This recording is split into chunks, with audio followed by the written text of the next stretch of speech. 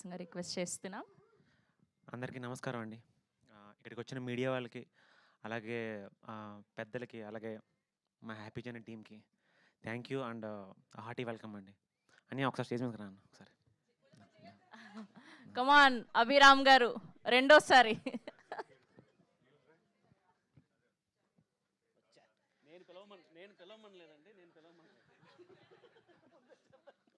ఈ happy journey నాకు more of a personal project అండి. ఇది నాకు ఇంకో సినిమా కాదు.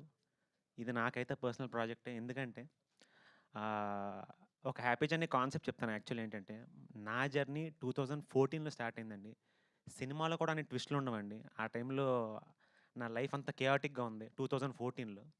అలాంటి టైంలో నాకు ఒక ఫోన్ వచ్చిందండి. ఫోన్ చేసి, "ఎరా ఇట్లాగా షార్ట్ ఫిల్మ్ చేస్తున్నాను.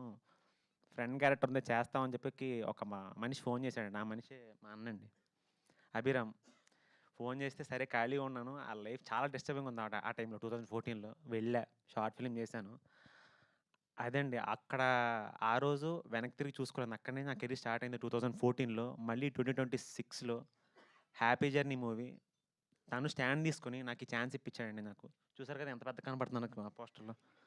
యాహ్! సినిమాలో కూడా నా క్యారెక్టర్ అట్లాగే ఉంటదండి. మంచి నీట్‌గా, చాలా ప్లెజెంట్‌గా, అరేయ్! ఈడిని చూస్తే బావుందిరా, మంచి చక్కగా మన ఇంట్లో కుర్రోళ్ళ అనిపిస్తే అట్లా ఉంటదండి నా క్యారెక్టర్. సో, హ్యాపీ జర్నీ ఏంటంటే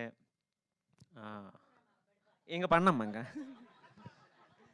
సో, మన ఇంట్లో జరిగే ప్రతి ఒక్క స్టోరీయే ఈ హ్యాపీ జర్నీ అండి. మన ఇంట్లో ఏదైతే జరుగుతుందో స్టోరీ చిన్నపిల్లల దగ్గర నుంచి పెద్దవాళ్ళ వరకు ఆ స్టోరీ హ్యాపీ జర్నీ అండి.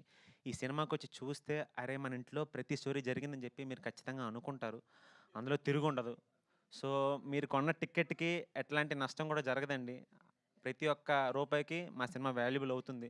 బ్లాక్ బస్టర్ హిట్ కొడుతున్నామండి. Happy Journey soon at your nearest theatres అండి. And last but not least ah, last year డిసెంబర్‌లో మా నాన్నగారు చనిపోయారండి. I'm dedicating this film to my father అండి. His name is Lovaraju. Happy Journey is all belongs to my father అండి. అంతేనండి. Yeah! Thank you. మమ్మల్ని బాగా ఎంకరేజ్ చేసిన మా ప్రొడ్యూసర్స్ బాలాజీ గారు, కౌశిక్ గారు, తరుణ్ గారు అండ్ శైలేందర్ గారు.